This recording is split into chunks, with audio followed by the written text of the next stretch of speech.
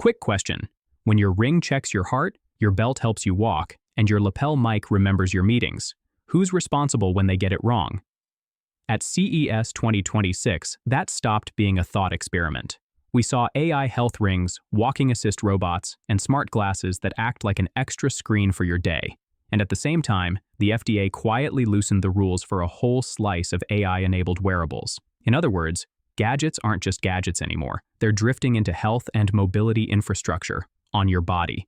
Here's the thing, that shift changes who holds the risk and who earns the trust. So in this video, we'll unpack what was actually announced, how these devices work at a high level, what the new FDA posture really changes, and how to think about it if you build, buy, or depend on this tech. Let's start on the show floor. Dream used CES to debut a small ecosystem, multiple smart rings and a blood pressure smartwatch. The rings mix sensors with subtle haptics, that's fingertip taps, to nudge you about health or notifications. One ring can record ECG, the electrical activity of your heart, and a companion feature called Family Care lets you keep tabs on a loved one's readings. The smartwatch goes a step further, with a tiny air pump in the band for blood pressure and ECG. It's positioned as multi-day battery life, not a nightly charge kind of watch. Across the hall, a different kind of wearable took a bow. Y Robotics showed WIM and WIM-S, walking assist devices that strap to your lower back and hips. Think of them as quiet, lightweight exoskeletons for everyday life. The focus isn't superhero strength, it's just enough help to keep your stride steady and your back supported day after day. Amazon had a different angle. B, originally a startup, now part of Amazon, is a roughly $50 wearable you clip on or wear on your wrist. It listens, transcribes what you say, and turns your day into recaps and to-dos. Amazon also showed features that tie into your email and calendar so the device can actually trigger actions. Lenovo leaned into concepts: AI glasses that tether to your phone or PC for live translation, visual recognition, calls, and a teleprompter, and an idea called a personal AI hub, which is basically a local brain pulling data from your devices to power a more private, personal model. Now, overlay all of that with a policy curveball. In early January, the FDA published guidance that eases oversight on many general wellness wearables and certain low-risk AI-driven decision support tools. Not a blanket free-for-all, more like, if your product offers information for low-risk uses, avoids diagnosis or direct treatment, and keeps decisions with humans, you're not in strict medical device territory. So let's slow that down for a second. Two shifts hit at once: consumer wearables that feel more clinical and regulators stepping back a bit in low-risk areas. That's a big deal. Okay, how do these things actually work? Health rings and watches use a familiar sensor stack. An optical sensor called PPG, basically shining light into your skin, tracks heart rate. Tiny motion sensors detect activity and sleep. Some add temperature. If there are metal contacts, they can capture a single lead ECG when you touch them. And a watch with a pump can inflate a little cuff in the band to estimate blood pressure using an oscillometric method, the same idea as the cuff at a pharmacy, just smaller. The magic isn't just the sensors, it's the models interpreting them.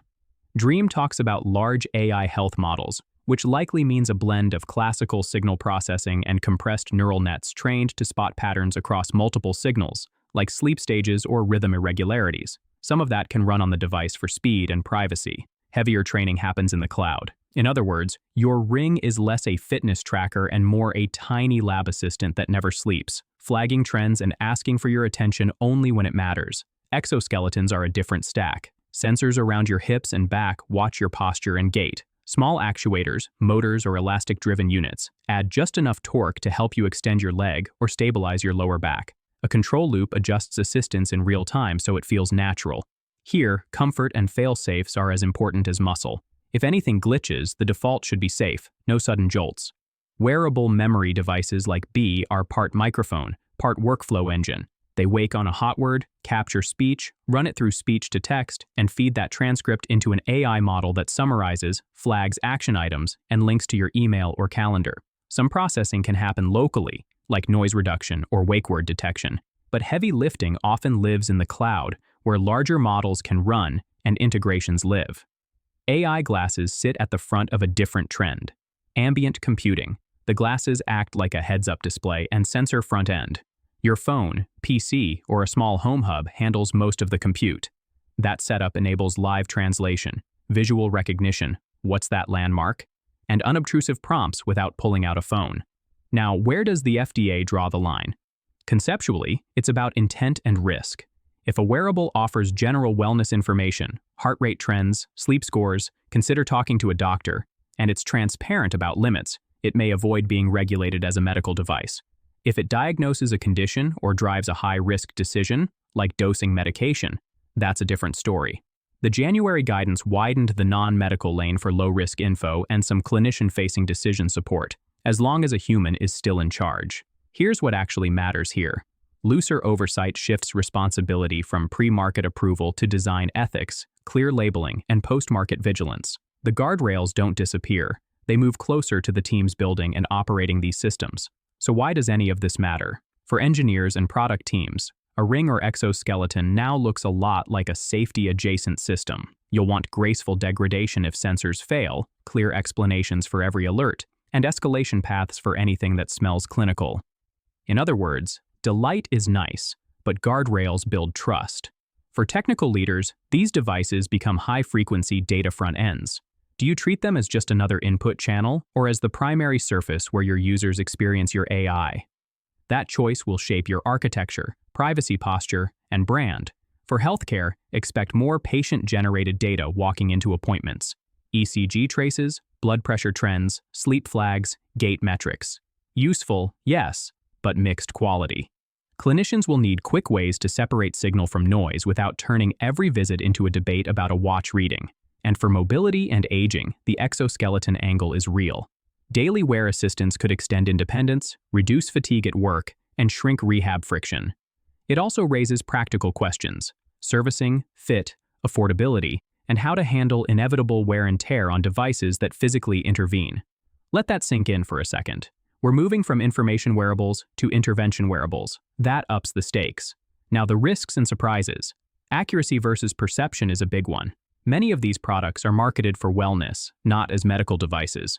Yet if your ring records ECG or your watch estimates blood pressure, it's human nature to treat it as clinical. Without rigorous validation or clear labels, false reassurance or unnecessary panic is possible. There's also regulatory arbitrage. With looser rules on low-risk tools, some teams might stretch wellness to avoid deeper scrutiny. That's a short-term growth hack that can backfire if a high-profile miss triggers a policy swing in the other direction. Privacy is the loudest alarm bell for memory wearables. A clip-on that's recording and summarizing your day raises questions for coworkers, family, and bystanders. Even if you're comfortable with it, others might not be. And a searchable log of your life is a tempting target for subpoenas or breaches. Bias matters too. Models trained on narrow datasets can underperform for certain skin tones, body types, accents, or gaits. If your translation misses dialects or your heart rate model struggles with darker skin, the device isn't just less helpful, it's less fair. Mechanical safety is non-negotiable for exoskeletons. Bugs and calibration errors can cause falls or strain.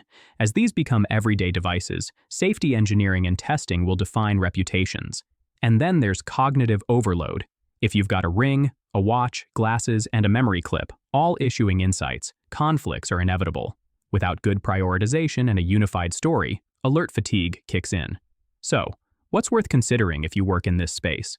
Treat accuracy and limits as UX, not legal footnotes. Show confidence ranges. Explain why behind alerts in plain language. Aim for local first data handling when possible.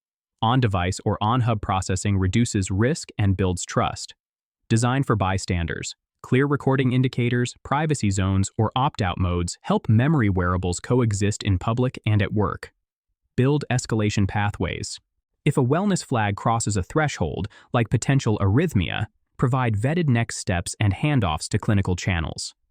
Plan for post-market monitoring.